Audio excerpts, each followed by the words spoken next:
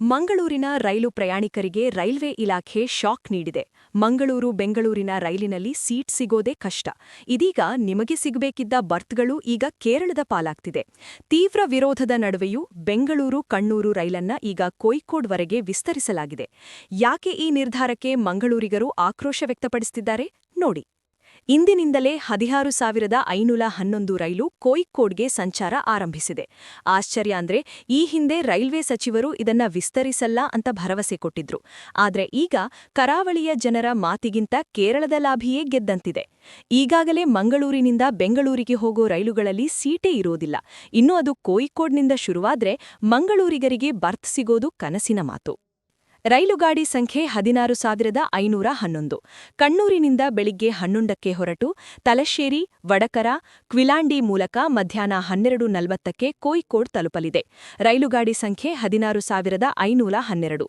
ಕೋಯಿಕ್ಕೋಡ್ನಿಂದ ಮಧ್ಯಾಹ್ನ 3:30ಕ್ಕೆ ಹೊರಟು ಕ್ವಿಲಾಂಡಿ, ತಲಶ್ಶೇರಿ ಮೂಲಕ ಸಂಜೆ 5ಕ್ಕೆ ಕಣ್ಣೂರು ತಲುಪಲಿದೆ.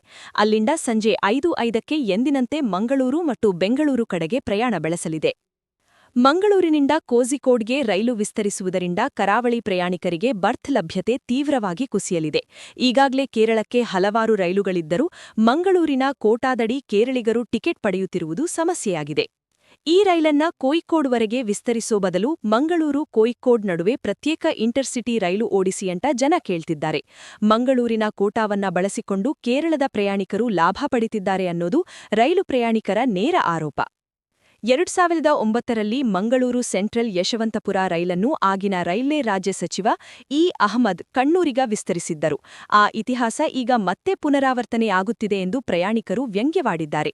ಮುಂದೆ ಈ ರೈಲನ್ನು ಕನ್ಯಾಕುಮಾರಿಯವರೆಗೂ ಕೊಂಡೊಯ್ದರೂ ಅಚ್ಚರಿಯಿಲ್ಲ ಎಂದು ಸಾಮಾಜಿಕ ಜಾಲತಾಣಗಳಲ್ಲಿ ಪ್ರಯಾಣಿಕರು ಆಕ್ರೋಶ ಹೊರಹಾಕಿದ್ದಾರೆ. ಒಟ್ಟಿನಲ್ಲಿ ರೈಲ್ವೆ ಇಲಾಖೆಯ ಈ ನಿರ್ಧಾರ ಕರಾವಳಿ ಮತ್ತು ಕೇರಳದ ನಡುವಿನ ರೈಲು ಸಮರಕ್ಕೆ ತುಪ್ಪ ಸುರಿದಂತಾಗಿದೆ. ಈ ವಿಸ್ತರಣೆಯ ಬಗ್ಗೆ ನಿಮ್ಮ ಅಭಿಪ್ರಾಯವೇನು? ಕಮೆಂಟ್ ಮಾಡಿ. ಲೇಟೆಸ್ಟ್ ಸುದ್ದಿಗಳಿಗಾಗಿ ನಮ್ಮ ಚಾನೆಲ್ ಸಬ್ಸ್ಕ್ರೈಬ್ ಮಾಡಿ. ಧನ್ಯವಾದಗಳು.